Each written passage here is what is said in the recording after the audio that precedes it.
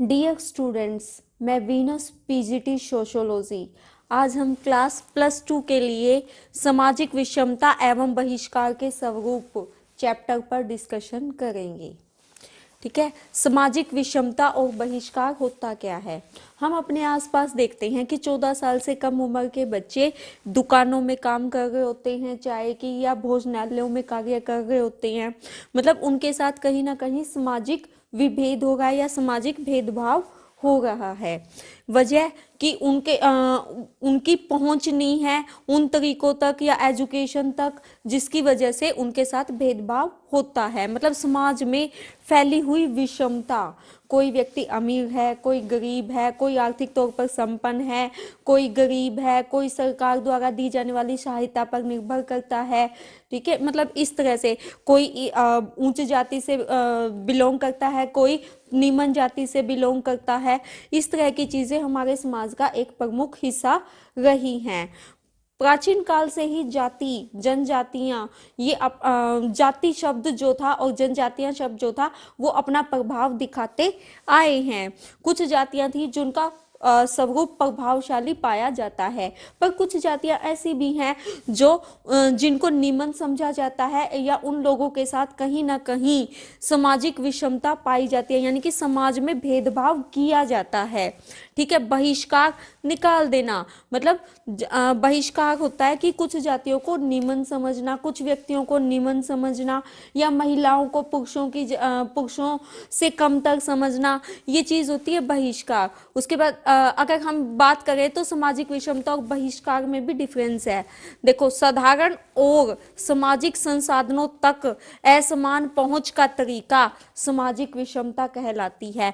Means सामाजिक संसाधन, जितने भी सामाजिक संसाधन हैं उस तक कुछ लोगों की पहुंच होती है, कुछ की नहीं पहुंच होती, ये सामाजिक विषमता कहलाती है।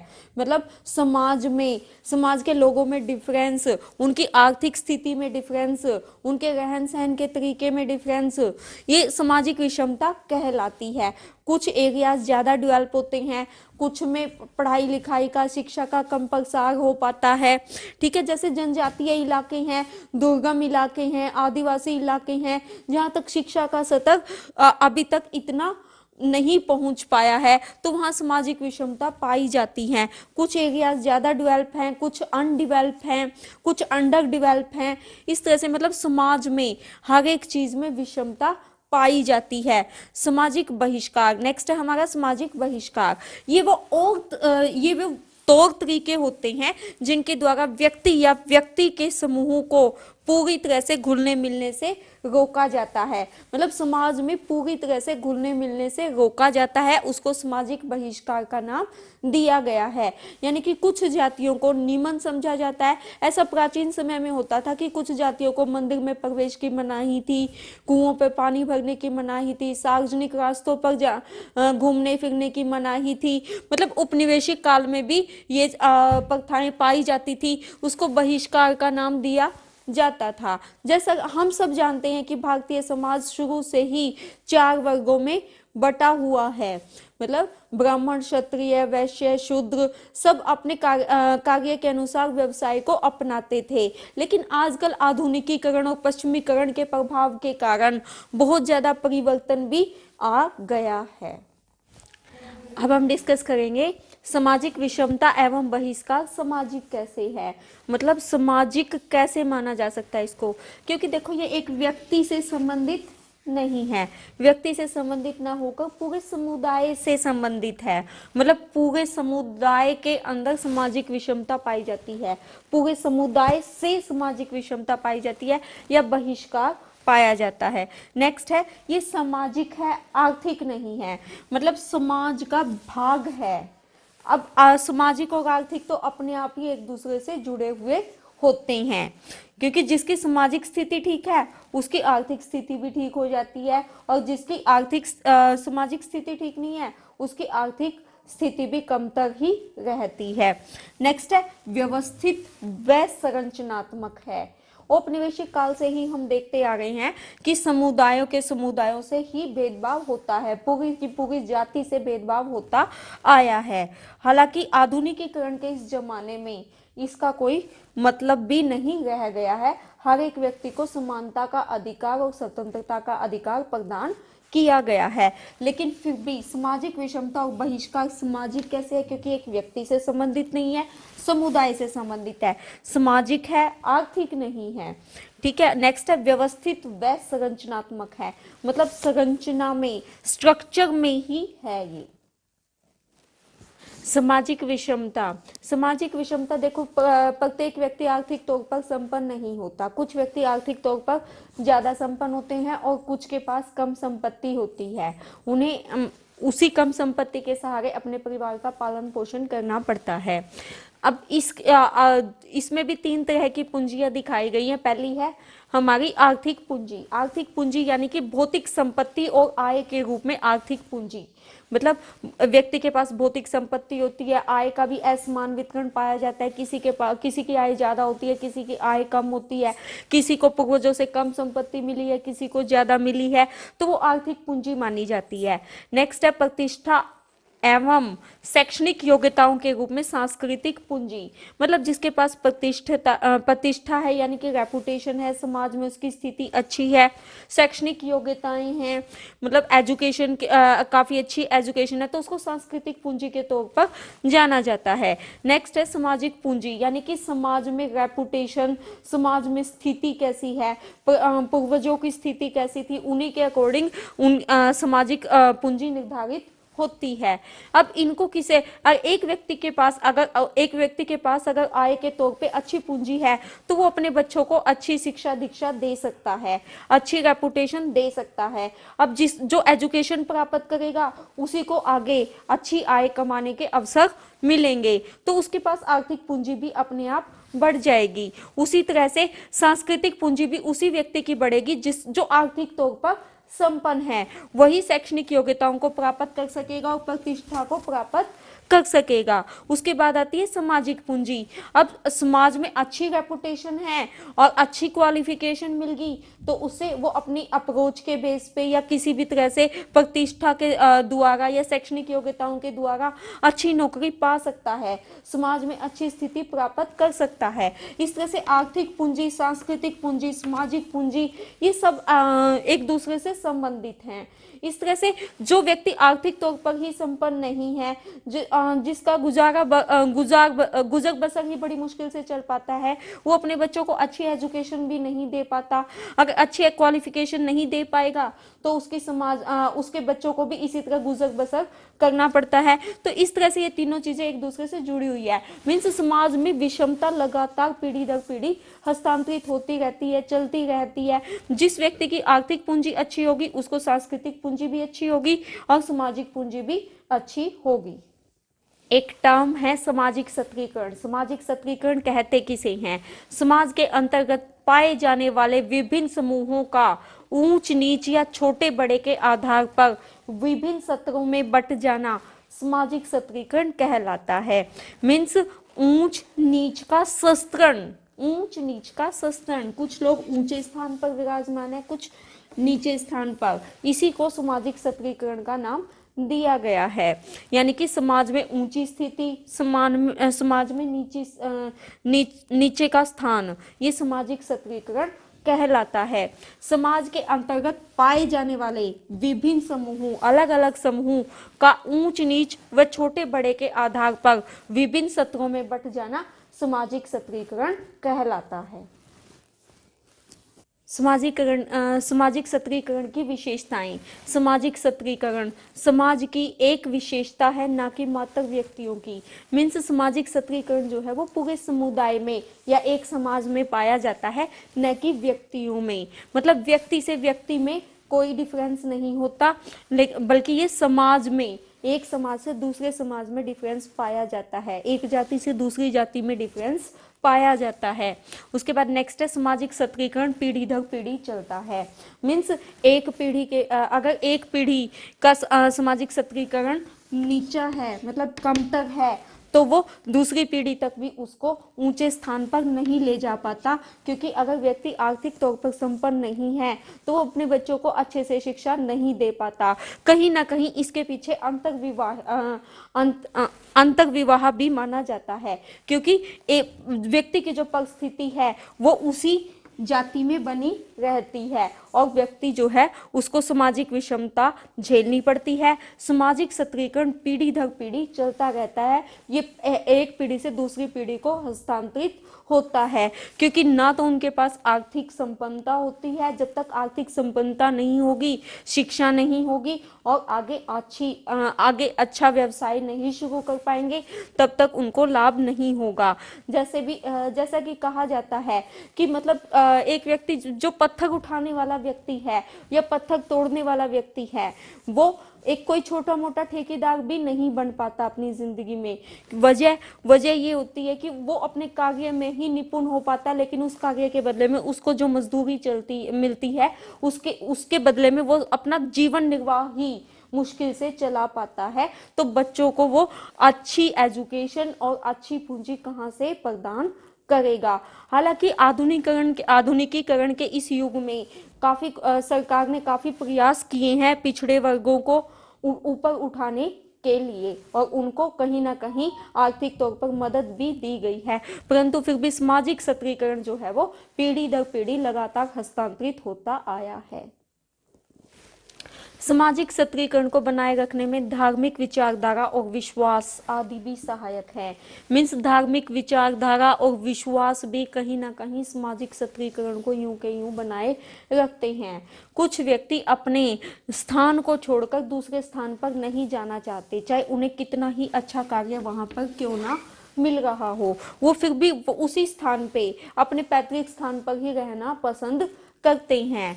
ये चीज भी सामाजिक सत्रीकरण को कहीं ना कहीं बनाए रखती है। वैसे भी जातीय व्यवस्था में देखा जाए या वर्ग व्यवस्था में देखा जाए तो ब्राह्मणों को उच्च स्थान प्राप्त है और शूद्रों को सबसे निम्न स्थान प्राप्त है।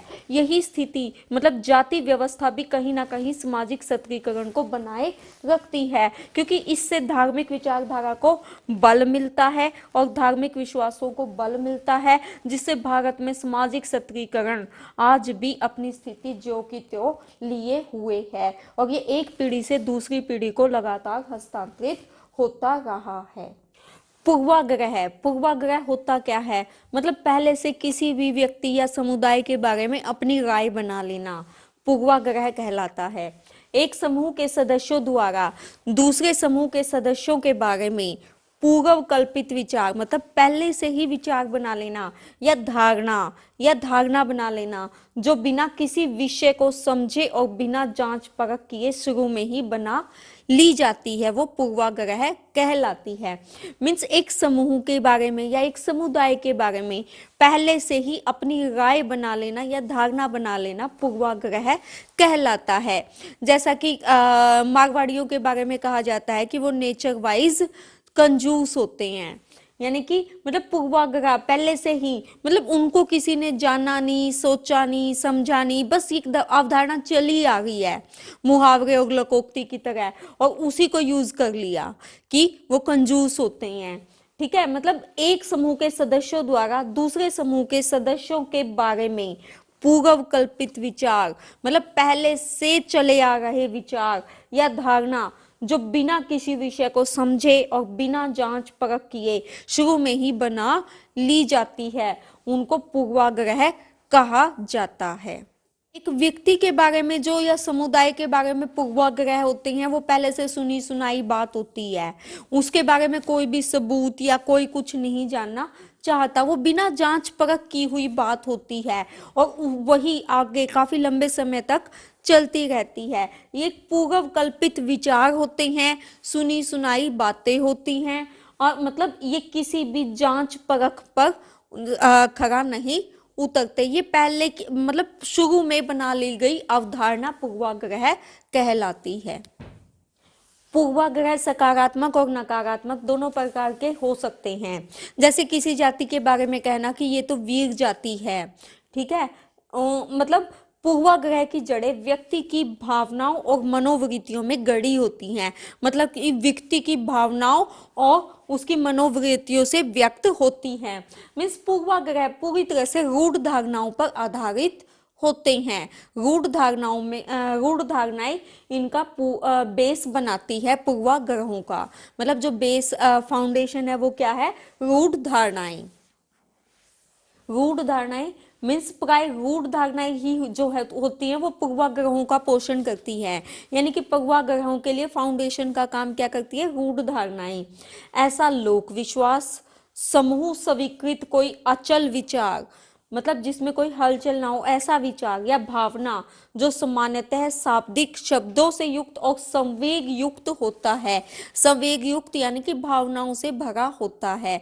अंग्रेजों के समय में किसी जाति को तो ये कहा जाता था कि ये जाति ईमानदार है, किसी को आलसी के नाम से जाना जाता था, किसी व्यक्ति को मतलब भावनाओं से युक्त कहा जाता है। इस तरह से ये रूढ़ धारणाएं पहले से ही जो मतलब पूर्वाग्रहों का निर्माण करे उसको रूढ़ धारणाओं का नाम दिया गया है।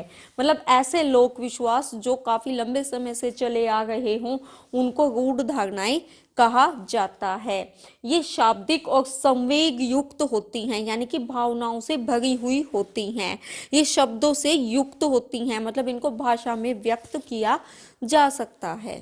भेदभाव होता क्या है? भेदभाव से अभिप्राय अन्यायपूर्ण बर्ताव से है। जहां पर पूर्वाग्रह का संबंध निर्णय और मनोवृत्ति से होता है, मतलब पूर्वाग्रह का संबंध निर्णय लेने और मनोवृत्ति से होता है, वहां भेदभाव बाह्य सामाजिक व्यवहारों व क्रियाओं की ओर इशारा करता है। यानी कि भेदभाव मतलब जब एक व्यक्ति को ऊंची स्थिति प्रदान करते हुए उसके काबिल ना होते हुए भी ऊंची स्थिति प्रदान कर दी जाती है, और दूसरा व्यक्ति जो काबिल होता है उसको ये कह दिया जाता है कि मतलब जो चुनाव है वो योग्यता के आधार पर हुआ है, जबकि वो भेदभाव पूर्ण चुनाव होता है।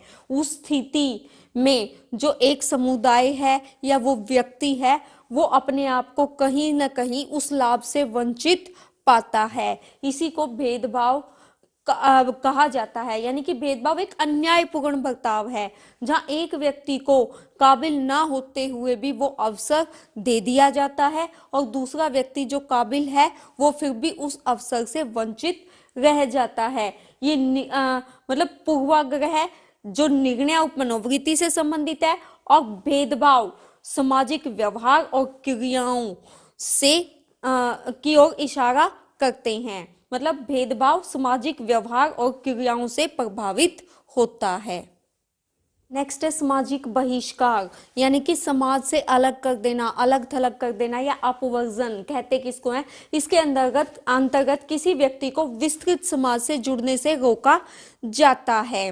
मतलब एक इस विस्तृत समाज से, बड़े समाज से जुड़ने से रोका जाता है। ये एक तरह की बाधा होती है, और ये बाधाएं कुछ लोगों को समूह के बहुसंख्यक लोगों से जुड़ने से रोक देती है, इसीलिए इसको सामाजिक बहिष्कार का नाम दिया जाता है। मतलब एक व्यक्ति के लिए जरूरी नहीं है कि सिर्फ रोटी कपड़ा मकान ही जरूरी हो, उसको न्याय की व्यवस्था होनी चाहिए, सड़कें होनी चाहिए, सामाजिक सुरक्षा होनी चाहिए, बैंक की सुविधा, ये सारी सुविधाएं भी मिलनी चाहिए। लेकिन हम ये नहीं कह सकते कि सामाजिक बहिष्कार एक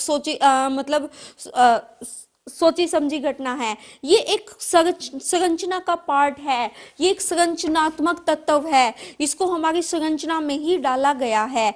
भारत जैसे देश में जहां जाति प्रथा पाई जाती है, जाति प्रथा की वजह से बहुत से लोग अपने आप को बहिष्कृत महसूस करते हैं। उनको सार्वजनिक सड़कों पर चलने से रोका जाता है, कुओं पर पानी भरने से रोका जाता था।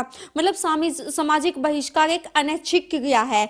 इस प्रक्रिया के दौरान वंचितों की भावनाओं पर कोई ध्यान नहीं दिया जाता, यानी कि जो उनकी भावनाओं का पर बिल्कुल भी ध्यान नहीं दिया जाता।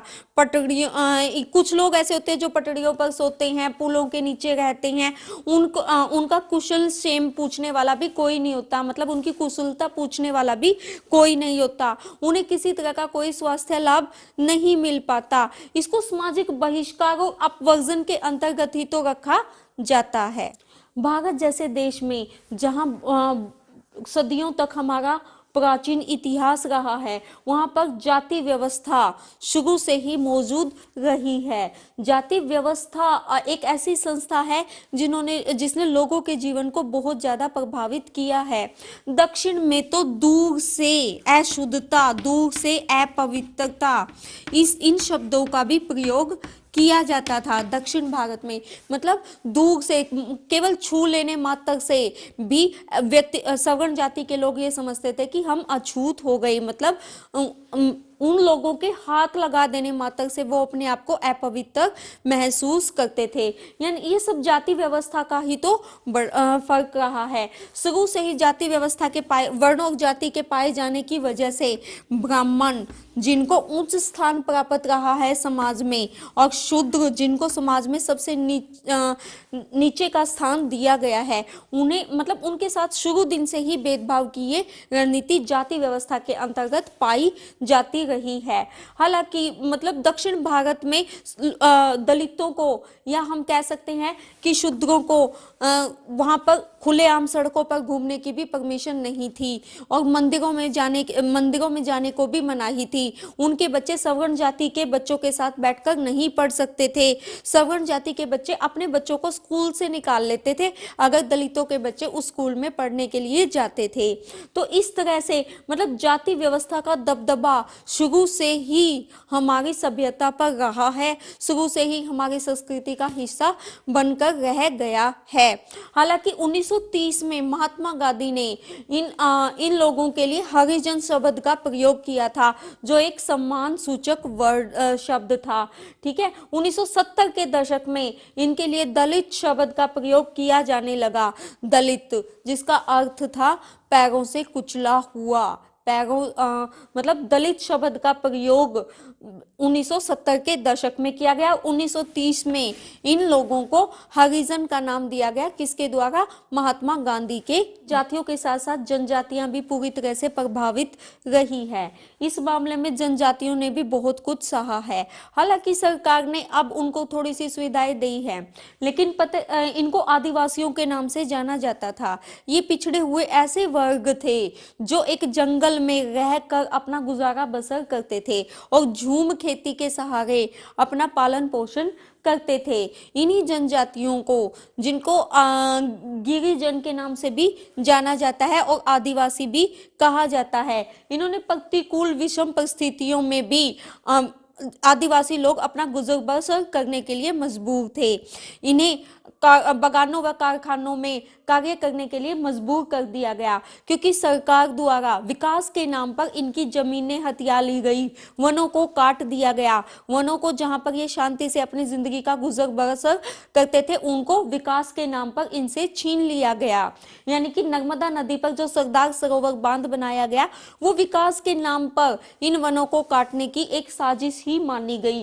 गोदावरी नदी पर बनने वाला पोलावरम बांध के कारण भी इन लोगों को बिना पैसा दिए, बिना कोई मुआवजा दिए वहां से खदेड़ दिया गया, निकाल दिया गया, और इससे इन लोगों का न केवल जनजीवन प्रभावित हुआ, और जो पूंजी इन्हें मिली उस पूंजी से ये द्वारा गुजर बसर करने में भी कामयाब नहीं हो पाए। मतलब इनकी जो पवित्र भूमि थी, वन जहां से ये अपनी रोजी रोटी कमाते थे, वो इनसे छीन लिए गए। उसके बाद आई 1991 में जो उदारीकरण की नीति थी, उससे इनके वनों पर अधिकार करना सरकार के लिए और भी अधिक आसान हो गया। जातीय विषमता को दूर करने के लिए सरकार द्वारा बहुत से प्रयास किए गए। उनमें से एक प्रयास था अस्पृश्यता अपराध अधिनियम। 1955 में ये बनाया गया और अनुच्छेद 17 के अंतर्गत इसको संविधान में जगह दी गई। इसके अंतर्गत मतलब किसी भी व्यक्ति के साथ या समुदाय के साथ जाति के आधार पर या छुआछूत के आधार पर किसी भी तरह का कोई भी भेदभाव नहीं होगा। अगर इस तरह का कोई भी भेदभाव होता है तो उसे दंडनीय अपराध के अंतर्गत रखा गया। ऐसा नहीं है कि अभी ये अनुच्छेदों के अंतर्गत ऐसा सरकार ने अभी कोई कुछ लागू किया है। उपनिवेशिक भारत में भी सरकार द्वारा कई बार कोशिश की गई कि भारत से जातीय भेदभाव और छुआछूत को मिटाया जा सके। 1850 में ब्रिटिश सरकार द्वारा जातीय निर्योग्यता निवारण अधिनियम पास किया गया। इसके अंतर्गत कहा गया कि सभी व्यक्तियों को समान समझा जाना चाहिए। मतलब चाहे वो क्यों ना नीचे तबके के लोग ही क्यों ना हो, लेकिन उनके बच्चों को भी अच्छे स्कूलों में पढ़ने का अधिकार है और उन्हें किसी भी तरह के भेदभाव के कारण शिक्षा से या व्यवसाय से वंचित नहीं रखा जा सकता। यानी कि मतलब 1850 से ही ब्रिटिश सरकार के द्वारा किए जाने वाले प्रयासों की नींव 1955 में भी देखी गई, जब अस्पृश्यता अपराध अधिनियम 1955 में लागू किया गया। 1935 में भारत सरकार अधिनियम के द्वारा भी जातियों और जनजातियों की एक लिस्ट जारी हुई, जिसमें उनको विशेष लाभ का अधिकारी या लाभार्थी बताया गया। विशेष अधिकार के से वंचित रहने वाले लोगों को इस सूची में रखा गया और उन्हें विशेष लाभ के अवसर प्रदान करने की कोशिश ब्रिटिश सरकार के द्वारा की गई। उसके अलावा इसको एक दंडनीय अपराध घोषित कर दिया कि अगर किसी व्यक्ति के साथ छुआछूत के आधार पर कोई भी भेदभाव होता है तो इसमें भारतीय सरकार ने भारतीय संशोधन अधिनियम पास किया। जनजाति के साथ होने वाले भेदभाव को दूर करने का प्रयास किया गया और इसके तहत आने वाली सजा को और कठिन बना दिया गया। आदिवासियों के अलावा एक अन्य वर्ग भी था, अन्य कुछ जातियां भी थी जिनको अन्य पिछड़े वर्ग के अंतर्गत रखा गया है। ये वो जातियां थी जो सांस्कृतिक और शैक्षिक तौर पर पिछड़ी हुई थी। इनको ऊंचा उठाने के लिए इनको शिक्षा और संस्कृति के कुछ समान अवसर दिए जाने थे या कुछ विशेष अवसर दिए जाने थे। इनके लिए बार बार संविधान में बदलाव भी किए जाने थे। लेकिन 1953 में काका काकोलकर आयोग की अध्यक्षता में एक आयोग बनाया गया, जिसकी शर्तों को ठंडे बस्ते में डाल दिया गया। उन्होंने जो सिफारिशें की थी उनको सरकार ने मंजूर नहीं किया, परंतु उसके काफी लंबे समय के बाद 1990 में एक आयोग का गठन किया गया जिसे मंडल आयोग के नाम से जाना जाता था, जिसके अध्यक्ष बीपी मंडल थे।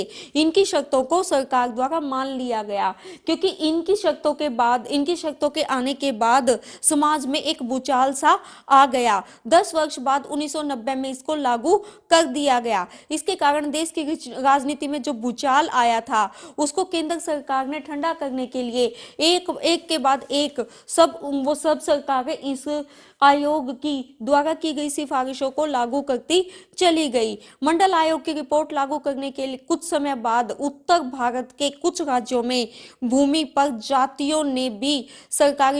कुछ जातियों ने सरकारी नौकरियों में आरक्षण की मांग की। उनको भी अन्य पिछड़े वर्ग में शामिल कर लिया गया। समय समय पर इसमें बदलाव होते रहे और जो जातियां शैक्षिक और सांस्कृतिक तौर पर पिछड़ी हुई थी उनको शिक्षा संस्थानों में एडमिशन के तौर पर, नौकरियों के तौर पर भी आरक्षण की सुविधा दी गई, जो अन्य पिछड़े वर्ग के अंतर्गत आती थी, यानी कि ओबीसी के अंतर्गत। 1991 की जनगणना के अनुसार अनुसूचित जनजातियों की संख्या भारत की जनसंख्या का कुल 7.28% थी, यानी कि 7.28% कुल जनसंख्या का अनुसूचित जनजातियों की संख्या थी भारत में। इसके अलावा वर्तमान में अनुसूचित जातियों के लिए लोकसभा में 84 सीटें आरक्षित हैं। लोकसभा में 84 सीटें आरक्षित हैं वर्तमान में अनुसूचित जातियों के लिए। संविधान संशोधन अधिनियम 2005, इसको हम 93वां संशोधन भी कह सकते हैं। 93वां संशोधन, जिसके द्वारा संविधान में संशोधन किया गया कि शिक्षण संस्थानों में 27% का आरक्षण दिया जाए। शिक्षण संस्थानों में 27% का आरक्षण अन्य पिछड़े वर्गों को दिया जाए। ये संशोधन पारित किया गया था कब? 23 जनवरी 2006 को। इसकी सिफारिशें लागू की गई थी 23 जनवरी 2006 को पारित होते ही, यानी कि ये अधिनियम 2005 में पास हुआ, लागू हुआ 23 जनवरी 2006 को। हालांकि अभी तक ये सुप्रीम कोर्ट में यानी कि सर्वोच्च न्यायालय में इसके मामले में मामला विचाराधीन है। इसके अंतर्गत एजुकेशनल इंस्टीट्यूशंस, चाहे वो मेडिकल कॉलेज हो, इंजीनियरिंग कॉलेज हो या आर्ट्स या कॉमर्स के कॉलेजेस हों, उनमें सब में 27% आरक्षण दिया गया अन्य पिछड़े वर्गों को। किसमें? एडमिशन में 27% आरक्षण दिया गया। ये पहल की गई सरकार के द्वारा अन्य पिछड़े वर्गों को ऊंचा उठाने के लिए। ये संविधान का एक बहुत बड़ा संशोधन था। इसको 93वां संशोधन के नाम से जाना जाता था, यानी कि कॉन्स्टिट्यूशनल अमेंडमेंट नंबर 93, जो 2005 के नाम से जानी जाती थी। डियर स्टूडेंट्स, अब मैं आपसे आशा करती हूँ कि मेरे द्वारा क्लास 12 के लिए करवाया गया ये टॉपिक सामाजिक विषमता एवं बहिष्कार के स्वरूप आपको अच्छे से समझ में आया होगा। धन्यवाद।